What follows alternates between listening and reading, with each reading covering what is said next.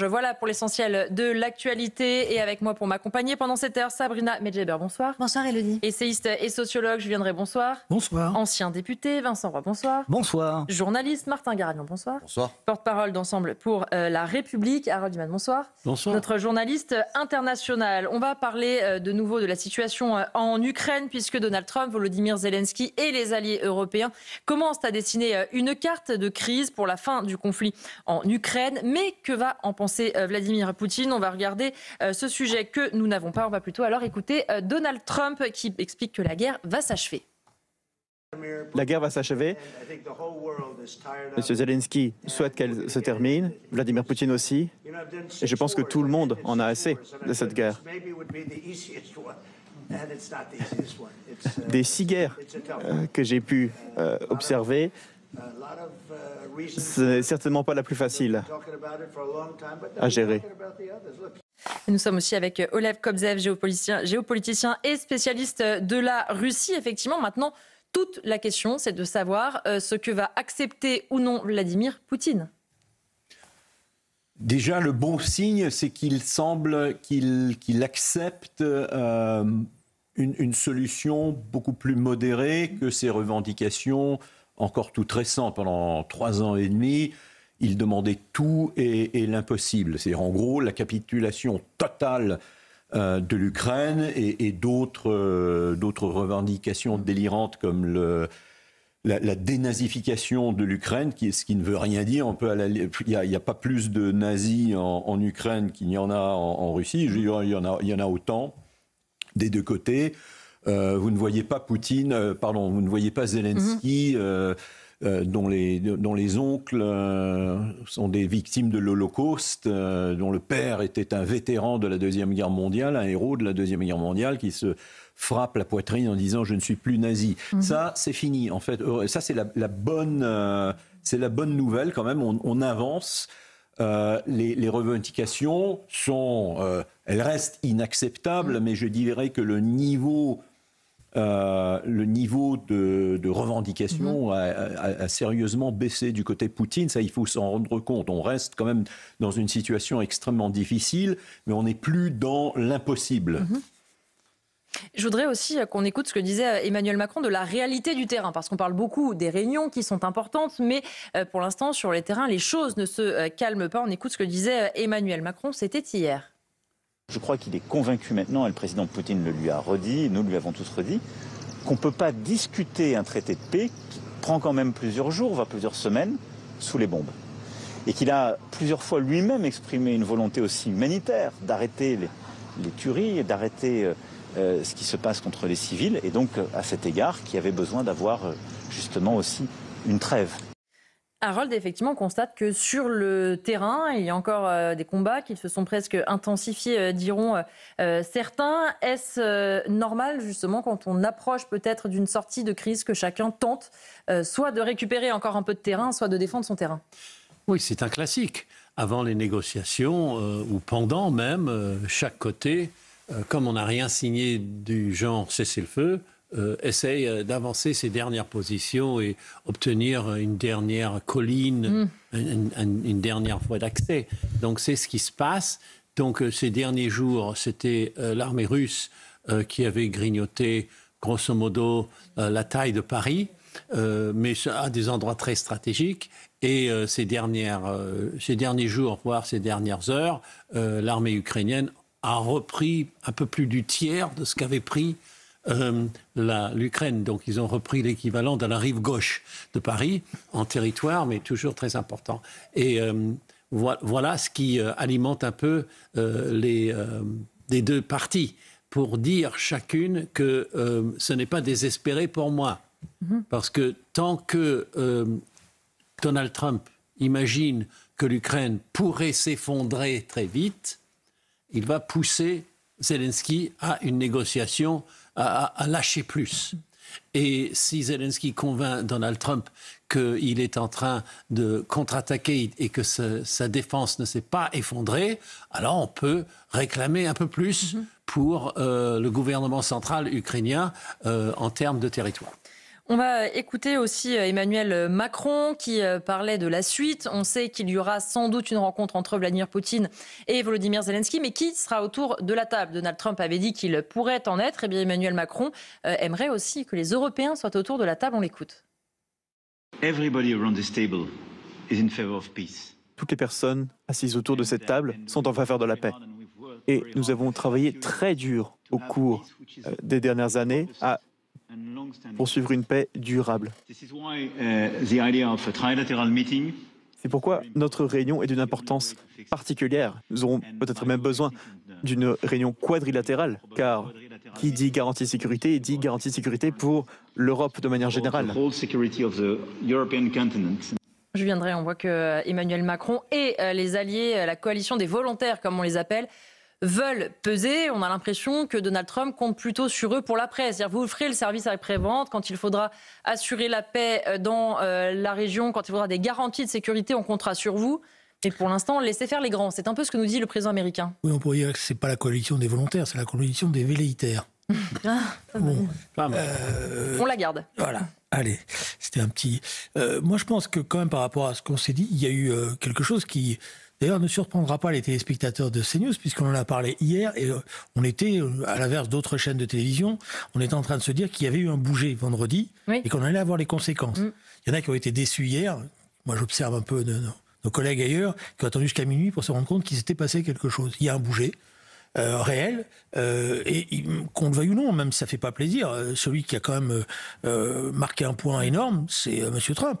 Parce qu'il a réussi à faire bouger M. Poutine, alors d'une manière ou d'une autre, je ne sais pas ce qu'il lui a promis ou non, mais il y a quand même un bouger, et c'est plutôt un espoir positif de ce point de vue-là, il faut être honnête, par rapport à la réalité de ce que représente le terrain, c'est-à-dire la guerre, les morts, etc. Il y a un bouger sérieux. Est-ce que M. Trump est en train de réussir le pari d'arriver à détacher la Russie de l'alliance privilégiée qu'elle avait avec la Chine, parce qu'il y a ça derrière. Oui. Et moi, me semble-t-il, je pense que le bouger de M. Poutine, il est là. C'est-à-dire que je pense que Poutine se dit, parce que c'est pas la tradition de la Russie, de se tourner du côté de l'Asie. La Russie, elle garde des traditions européennes, elle a la culture slave, et je pense qu'il se dit que peut-être il y a une ouverture de re-rentrer par là, de rentrer par la grande porte, parce qu'il a l'impression qu'effectivement, M. Trump va lui donner les possibilités. Alors là-dedans, quel est le rôle de l'Europe? On voit bien que... Alors là, je pense qu'il y aura un film à faire. Certains ont dû avoir l'idée, Julien Drey. 52 minutes sur les zigzags d'Emmanuel Macron, parce qu'on voit bien, en fait, sur le fond, excusez-moi l'expression, mais il tire un peu la gueule, parce que c'est pas comme ça qu'il voyait les choses. Il fait la tête, on dit. Voilà, excusez-moi.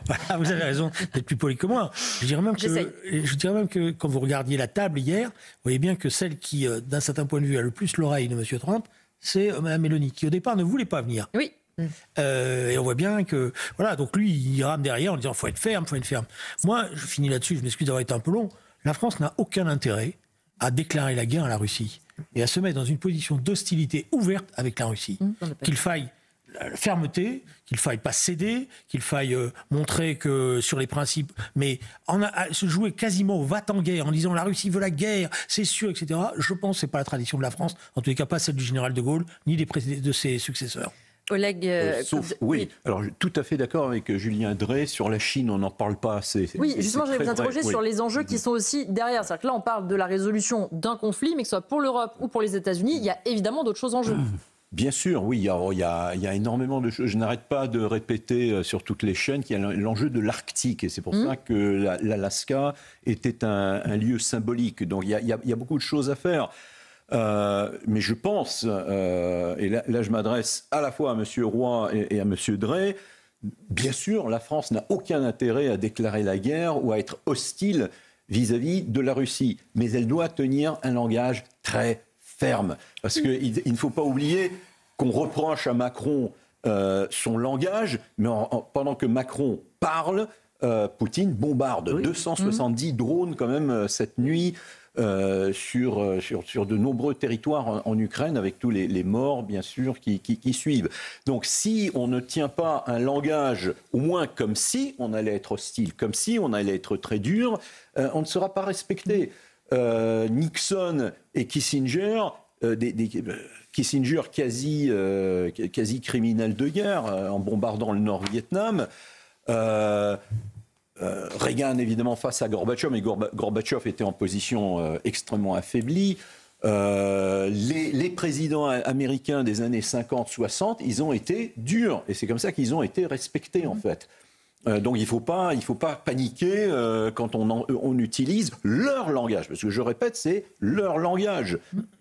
Moi, j'ai pas de... Julien Drey, je vous laisse répondre, et puis Vincent Roy. J'ai aucune tendresse à l'égard de M. Poutine, et au regard de ma formation politique, historique. Vous imaginez bien que je n'ai pas de tendresse à l'égard du KGB comme du FSB. Je vous fais confiance. Voilà, là-dessus.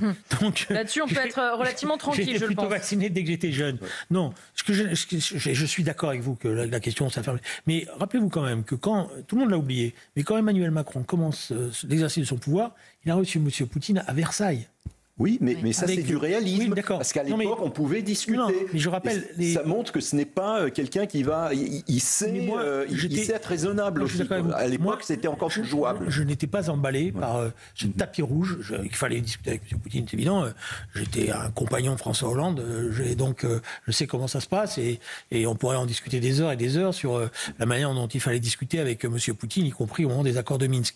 Ce que je critique, c'est une position guerrière.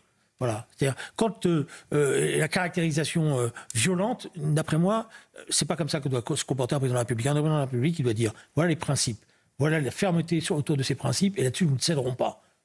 Rien que dire ça, déjà comme ça suffit. Vincent Roy, sur ce dossier et sur Donald Trump, on le voit, qui est aujourd'hui le gendarme du monde, avec une communauté européenne qui tente de peser parce qu'elle voit que Donald Trump accélère et que donc elle ne veut pas rester totalement absente. Non mais c'est le patron. Il a réussi un coup absolument extraordinaire. Enfin, il va réussir un coup absolument extraordinaire qui consiste à réunir autour de la table M. Zelensky et M. Poutine. Bon, il faut quand même saluer le travail qu'il a fait. C'est un travail qu'on n'imaginait pas il y a 2 mois. On se disait c'est impossible de mettre autour de la table et M. Poutine et M. Zelensky.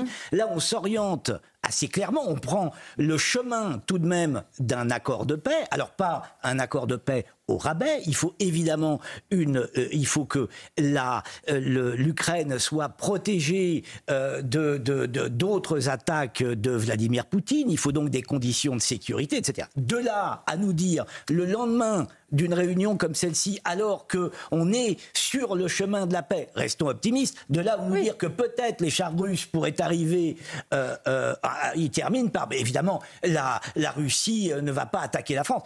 Enfin, nous dit le président de la République. Enfin, écoutez, franchement, alors je comprends qu'il soit déçu parce que, alors là, maintenant, il passe véritablement pour un 3e ou un 4e couteau. Là, il n'est plus dans la lumière. Il y a un chef, c'est Trump, et on suit le chef et on essaie finalement de se contenter des miettes. Alors ça lui convient pas du tout. Son hubris est totalement contrarié. Mais enfin, bon, voilà, il y a un patron, il y a un chemin vers la paix. C'est pas la peine d'en faire des tonnes en jouant, ce que j'ai dit tout à l'heure avant que Julien Drey n'arrive sur ce plateau, exactement. Et c'est pas la peine de jouer les va-t-en-guerre. Je voudrais qu'on regarde, et Sabrina, je vais vous faire évidemment réagir, une autre citation du président américain Donald Trump à Fox News sur la rencontre et sur l'issue. Nous en saurons plus sur le président Poutine dans les 2 prochaines semaines.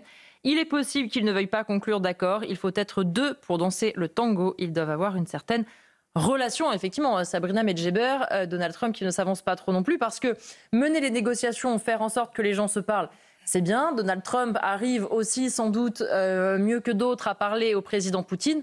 En revanche, in fine, ce n'est pas lui qui va devoir signer cet accord. Oui, et je pense qu'il faut avoir un regard assez clinique sur la situation française et la posture d'Emmanuel Macron, que je mettrais d'ailleurs en parallèle avec une sorte de dystopie dans le discours. Monsieur Emmanuel Macron n'a pas les moyens, tout simplement, de mener la guerre. Monsieur Emmanuel Macron a perdu les 2 derniers scrutins. Monsieur Emmanuel Macron n'a pas la majorité à l'Assemblée nationale. Il a nommé un gouvernement qui est paralysé en permanence par le risque d'une censure. Monsieur Emmanuel Macron sait que son pays est fracturé de l'intérieur. En plus, un gouvernement qui manque de cohérence idéologique et de vision programmatique. Son pays est menacé de l'intérieur par la pression radicalisation islamiste et la criminalité qu'engendre le narcotrafic, la montée de l'antisémitisme et surtout, nous avons 3 400 milliards de dettes. Donc comment voulez-vous légitimer une posture de chef d'État va-t-en-guerre avec une économie complètement en désordre, un pays fracturé, morcelé, archipélisé de l'intérieur, avec en plus une institution complètement, déséquilibrée, borderline si tu préfères, enfin une situation institutionnelle assez mouvante, on va dire. Je vous laisse le dernier mot, Martin Garagnon, puisque vous avez été, pas vous directement, vous n'êtes pas Emmanuel Macron, mais vous portez sa parole, vous avez été interpellé, je vous laisse répondre avant la pause. Alors j'espère que ce sera plus qu'un dernier mot, parce qu'il y aurait quand même beaucoup de choses à dire, je me retiens un peu depuis tout à l'heure, mais en gros... Bravo pour ce self-control en tout cas. C'est beaucoup de self-control. En gros, ce que j'ai entendu, c'est que d'un côté, on a Vladimir Poutine... qui est quelqu'un finalement de raisonnable et de respectable, il ne faudrait pas se le braquer. De l'autre, on a Donald Trump, c'est le big boss, c'est le patron, et le seul sur lequel on tape, c'est le président de la France. Je trouve ça quand même toujours un peu dommageable, cette tradition du France bashing, c'est-à-dire qu'on va s'auto-flageller constamment en disant, nous on est vraiment les petits minables de service, c'est Trump et c'est Poutine, et voilà. Vous faites un résumé un peu hâtif des prises de parole. Je fais court parce que vous m'avez dit c'est le dernier mot, donc du coup j'essaie de faire court. Et on profite de la situation de l'invasion, je rappelle, invasion de l'Ukraine par la Russie pour faire le procès d'Emmanuel Macron en rappelant son niveau de dette. Je ne vous donne pas le chiffre du niveau de dette des États-Unis parce que vous tomberiez de votre chaise, ça ne les empêche pas d'être la première puissance militaire au monde. Donc moi je veux bien qu'on fasse des raccourcis, qu'on connecte des sujets qui ne sont pas liés. Mais là en l'occurrence sur la question de la Russie, on parlait aussi tout à l'heure, je vous entendais M. Drey nous parler des revirements d'Emmanuel Macron sur son discours, etc. Enfin, je vous rappelle juste qu'il y a un mois, Donald Trump disait du président de la République, ce gars, son avis n'a aucun intérêt. Et hier, moi je l'ai entendu dire, Emmanuel Macron, c'est un super président, je l'adore et c'est rare que j'aime autant quelqu'un. Donc, il avait dit ce que bien. Et c'est pas sur la forme, c'est sur le fond qu'il y avait un problème. Et sur les formes militaires, vous en conviendrez que nous n'avons pas été préventifs, que la loi de programmation militaire, c'est 2024-2030. Ok, on a injecté 413 milliards d'euros là-dessus, mais il aurait fallu, je pense... C'est la fin de cette... S'il vous plaît, c'est la fin de cette partie de Punchline. Merci beaucoup Harold Iman d'avoir été avec nous. Merci Oleg Kotbev ici aussi d'avoir été avec nous. On reparlera après la pause, toujours d'Emmanuel Macron, cette fois parce qu'il a accordé une interview à nos confrères de Paris Match. On reviendra rapidement sur un certain nombre de ses déclarations. À tout de suite après la pause pour CNews et Europe 1.